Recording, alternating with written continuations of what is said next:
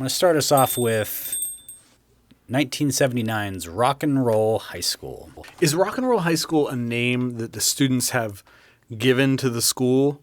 They don't talk about it as being Rock and Roll High School? It's actually the song. She has written a song for the Ramones. She's their number one fan. She writes songs. And so she wrote a song called Rock and Roll High School. And she's like, this would be the perfect Ramones song. I've got to get it to them.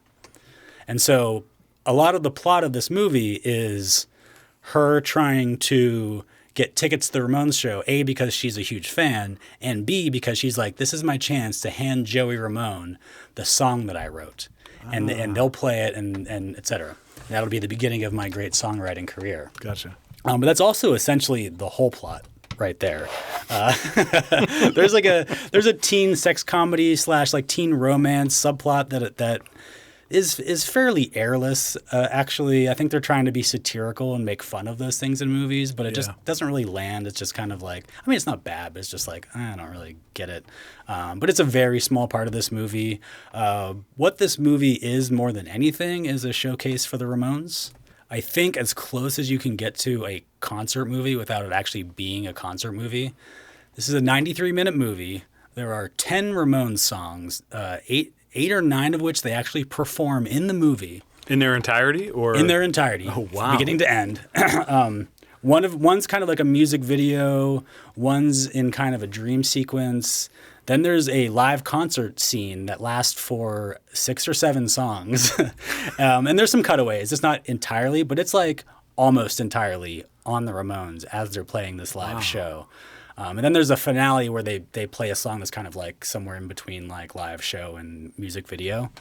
It also does help that Ramones songs are generally between 2 and 3 minutes. You know, they're usually in and out. Right. So it's not like 75 minutes of this movie are the Ramones playing music, but it's a lot of the movie. It would have been a different movie had Cheap Trick been actually pulled in for this. Yeah, they would have had to edit something out. It wouldn't have been 93 minutes. So this movie is all about the Ramones, but the flimsy plot and the wishy-washy story are like really overcome thanks to the performances by the two leads, PJ Solds and Day Young is the other one. They bring like a lot of energy, a lot of charm to this. They have a genuine teenage high school vibe about them, and they actually make this school seem like a fun place to be. Yeah.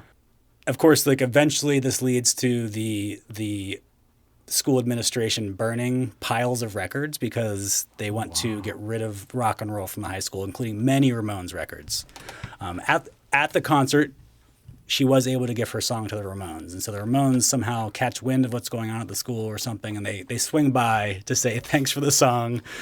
And things have gotten so bad that the students behind the charm of Riff Randall decided to lead a rebellion and take over the school, and they barricade themselves in with the Ramones. So the students walk out seemingly peacefully ending this conflict, but it turns out they had set bombs for the entire school, and they explode their entire school. They blow it the fuck up. Oh, wow. And it's actually kind of outstanding. This is actually a real-ass explosion. This is a real high school that had been out of commission for like 2 years, and they demolished the school as part of the production of this movie, but apparently they used dynamite because they literally just like blow the fucking walls out and stuff. There's big like fireballs and stuff. Wow. Like, it's pretty cool. But also you could never really do that nowadays. No. It has a very different connotation in 2022 than it did back then. But in this movie it's more just like we won, you know, like so the demolition of the school does not have a planned implosion or explosion look to it where things just kind of collapse. It's like windows being blown out, like brick walls being like blown out with fireballs and stuff. Yeah, it's pretty cool. It's a pretty cool explosion, I gotta say. That's rad. This movie cost about $200,000. I couldn't find a box office, I think because it was probably just like one of those like roadshow pictures that they just like whatever traveled with. But I think if you like the Ramones, if you like punk rock, even just a little bit, Rock and Roll High School is a fantastic collection of live performance and music in general.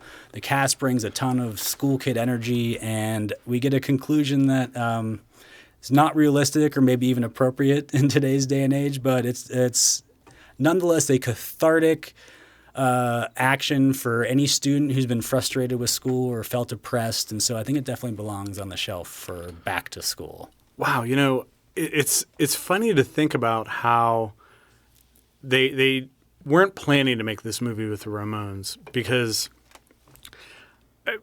given the other artists that you said they were considering, and what I imagine were more bands of that era, and I can't imagine a more perfect choice for a movie to have longevity than to bring the Ramones in, because 2022, it's still relevant to appreciate the Ramones,